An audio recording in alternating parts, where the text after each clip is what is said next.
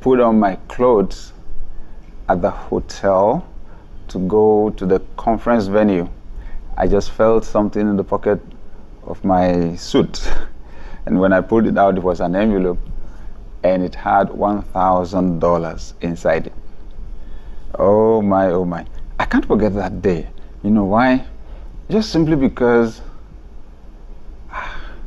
it had not happened before that I would have $1,000 in an envelope somewhere, and I wasn't even aware I was missing any money. I immediately had flashbacks in my mind, you know, to the time when previously I would need money.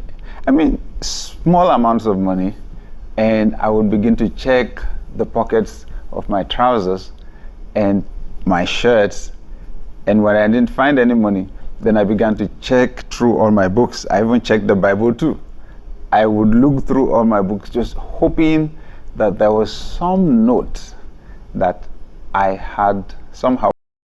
Well, I kind of knew I didn't forget, but I was just hoping that I did. And to now have $1,000 in an envelope, it was mine. And I didn't even know I was missing anybody. I mean, my heart was filled with gratefulness.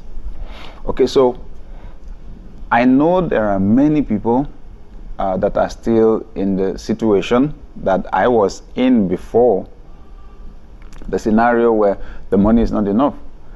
There are many things you long to buy, many things you would be able to do. Many of them are actually just basic, but the money to do those things or to buy those things is not there. So today I want us to discuss some of the basic principles that control the flow of money.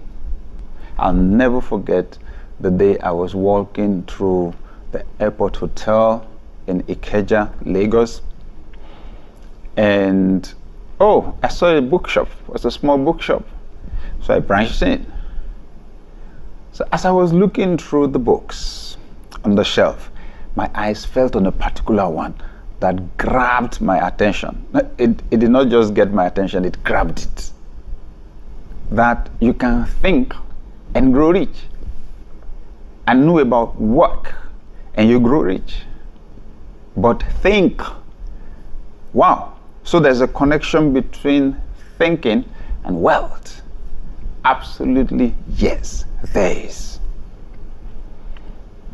So that's our starting point today.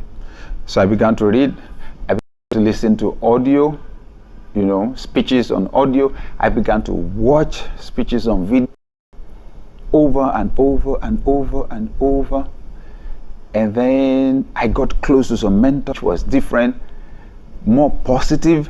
Yes, I observed that about wealthy people when I began to get close to them, that they are positive. Okay, they have a positive outlook on life. It's amazing. And then I stumbled on something and tried it.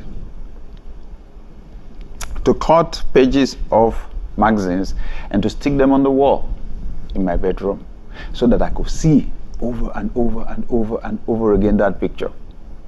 Wow. The ones I was listening to, the same results. And I put some copies in my car and put them on continuous play. Gradually. Okay, so let me tell you what happened.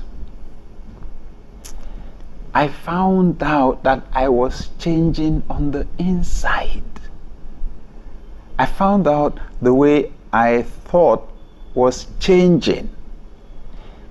I was now beginning to think like my mentors. Yes. And at first that scared me. It was like I was a fake.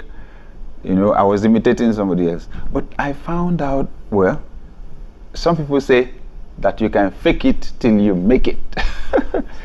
You fake it because your mind does not recognize the difference between reality and imagination. I would sit in on conversations and my mentors or senior friends would be discussing millions. millions. Yes, millions. And they would talk about how they did this investment, how they disposed of it, sold it, and then got this in return, and then how much they paid and so on. I just kept quiet. I just kept silent. I realized some foundation needed to be laid for me before I would